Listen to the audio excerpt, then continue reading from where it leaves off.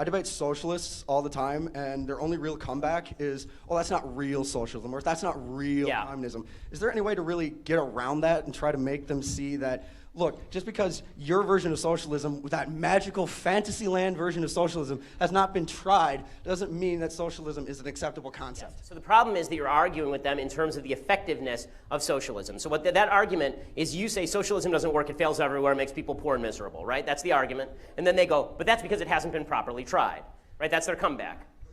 So here is the actual argument that works with socialism. It is immoral to steal from people even if you vote to steal from people. Okay, if there are 3 people in a room, and it's me, and I have $100, and you and your friend are in the room, and you vote to beat me up and take my money, that does not make it morally legitimate for you to beat me up and take my money. One of the great lies that's been told about socialism, and you see this all the time, is people say socialism, beautiful idea in theory, but it doesn't work in practice. No, socialism is a shitty idea in theory, and it's an immoral idea in practice. Okay, Socialism violates at least 3 of the basic 10 commandments for those who still care. It makes government into God. It suggests that you can steal from people if you vote for it. And it says that it is good to be covetous of your neighbor's ass. Right? For Bill Clinton, it has a different meaning. But the problem for conservatives is we never actually argue on a moral level. We're constantly arguing on an effective level, on an efficiency level. And that's a problem because the left always argues on the moral level. In the end, they always say, sure, my ideas don't work, but they're fair. They're fair, right? And so what you have to say, the only way to come back to that from that is to say, no, your ideas are not fair, your ideas are theft. Your ideas are theft. You don't get to steal from other people just because you want their stuff. That's the only way to beat that argument. Do it on the moral level. Otherwise, they can always argue, well, it's not perfect. It's not perfect. Okay, there's no way to come back from that because, again, they're operating in unicorn land with gumdrop rainbows and fairy skies. The thing I hate the most from the right is this constant refrain. Yeah, socialism, it's a great idea if only it worked. It's not true. It's an unbelievably morally shitty idea. The reason is this. The basic premise of socialism is, I'm here, I'm breathing, give me crap. Right? You have an obligation to care for me. I have a right to health care. I can force that doctor to go to medical school, expend $200,000, spend her entire life learning medicine, and then I can walk into her house and force her to provide me medicine. Right? Capitalism, by nature, is the opposite. Capitalism is the idea that I will starve unless I give you a good or service that you want. Right? If I don't give you something that you want, I'm not going to eat tonight. It's forced altruism, effectively. Right? We have to have a trade. We have to come to some sort of consensus. I have to give you something cool, and you have to give me something cool. Right? It's great. Socialism is rape, and capitalism is consensual sex. The reality of the situation is that the economy grows because people engage in consensual transactions, and people invent new things in order to engage in more of those consensual transactions. That's not an impoverishing thing. The truth is that socialism is the most selfish philosophy on planet Earth because it is based on the essential concept that I am breathing, therefore I deserve. Capitalism is, in essence, forced altruism because if I don't give you something that you want, then I will starve. If I don't give you something that you want, then I will starve because it is based on consent, whereas socialism is based inherently on force. I think as kind of a millennial conservative, constitutional conservative, one of the biggest threats and one of the hardest things to respond to from people on the left is when they talk about the utopia of the Nordic countries, because they are oftentimes armed with a lot of facts in regards to the efficiency of their public programs and things to that effect. So how would you recommend responding to those claims of the utopianism of the Nordic countries? Okay, so the first thing that's important to notice about the Nordic countries is that the Nordic countries are, by and large, extraordinarily ethnically homogenous. So they're not comparable and culturally homogenous as well. So Vermont looks a lot like Norway.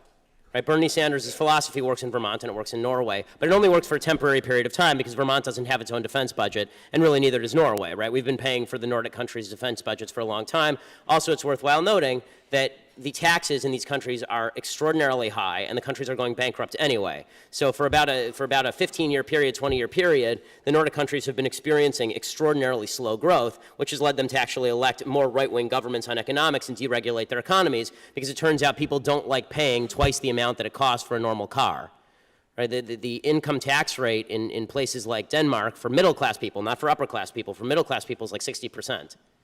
So it's easy for students to say 60% sounds good, but you all go to Yale, which means that eventually you'll have a job that pays you enough that you'll be paying a high percentage of your income in taxes, and it ain't that much fun.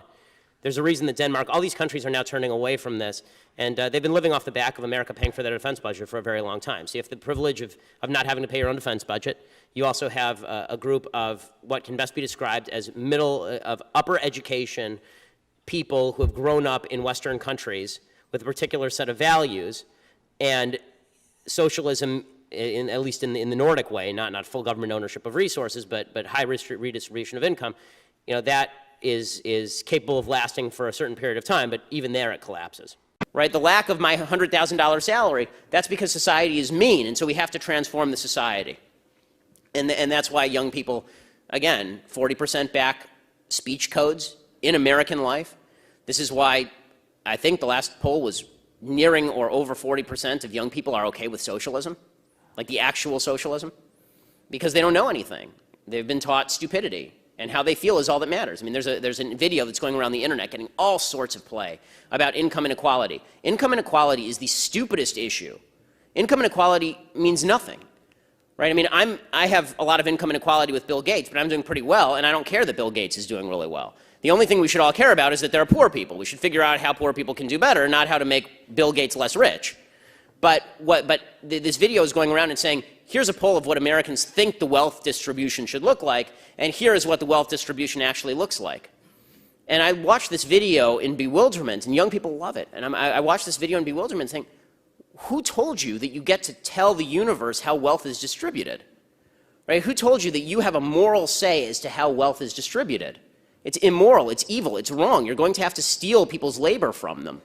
But people are not told this, and so they think that their own subjective vision of what reality should look like should govern what reality actually looks like, and it's only later, after 80 years of communist failure, that they realize, oh, that, and hundreds of millions of people dead, that they realize, oh, that was a bad idea. Even now, I'm hearing, Bernie will say, he talked to that guy at the town hall, yeah. And the guy said, I earned $41,000 a year, and Bernie admitted, your taxes will go up, and then he explains, well, the health costs are going to go down or whatever, which may or may not. Makes no sense. He says, I'm going to tax you $5,000, and you're going to get $10,000 back in medical service. What magical box did you make that happen in? Are there doctors in the back room there? Well, that's funny, because when he said that, I was thinking, well, if you're healthy, if the government's that good at things, honestly, I wish leftist solutions work, because they're the easiest solutions in the world, right? It's a recession. Tax everybody at 100%, redistribute the wealth, in 2 days the recession's over. Yeah. They don't work. They're crap. By the way, they're also immoral.